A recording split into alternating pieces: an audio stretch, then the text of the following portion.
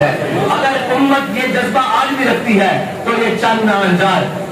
جو ہمارے اوپر مسلط ہے ان کا کام ہے نا، ورنہ نمائندگی اگر کوئی آ کر دیکھے تو صحیح نیچے شعلے بھڑک کس طرح رہے ہیں عشق کے، کوئی آ کر کسی وکیل کو اٹھا کر دیکھ لے، کسی جناب دوست کو برسٹر کو کسی بھی شعبہ ہائے فکر سے دنیا میں بیٹھنے والے انسان کو اٹھا کر دیکھ لے کہ اس کے سینے میں عشق رسول مچل کس طرح رہا ہے، اس کا بس نہیں چل رہا کہ وہ جھوٹ کو شرما اور اس کے حامیوں کے ٹکڑے کر کے رکھ دے، لیکن اس کو پیغام کو ان شعلوں کو ترجمانی تو انہوں نے دینی ہے جو اقتدار میں بیٹھے ہیں، ورنہ کون ہے جس کو موقع ملے آج انڈیا جانے کا اور وہ نور شرما کا خاتمہ کرنے کے لیے تیار نہ ہو؟ یہاں ہزاروں غازی نورالدین پھرتے ہیں، یہاں ہزاروں غازی ممتاز قادری پھرتے ہیں، لیکن مسئلہ یہ ہے کہ ہمارے اقتدار کی سیٹ پر بیٹھنے والا کوئی صاحب ایمان نہیں ہے۔ اگر ہوتے تو ان کو کہنا پڑتا، یار مجھے آپ بتائیں کس کو کہنا پڑتا ہے کہ تم ناموس رسالت کے لیے نکلو؟ ایک آواز نکلی باہر میں سے، سارے عاشقان رسول جمع ہو گئے، ایک آواز وزیر اعظم اور صدر دے یا ملک کا مقتدر کوئی شخصیت دے تو یہ کیا قوم باہر نہیں آئے گی؟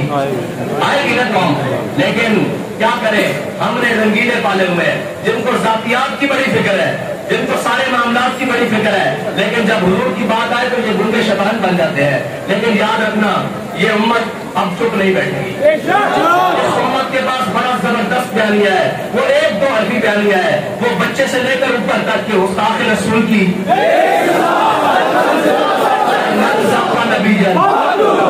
یہ بیانیہ ہے۔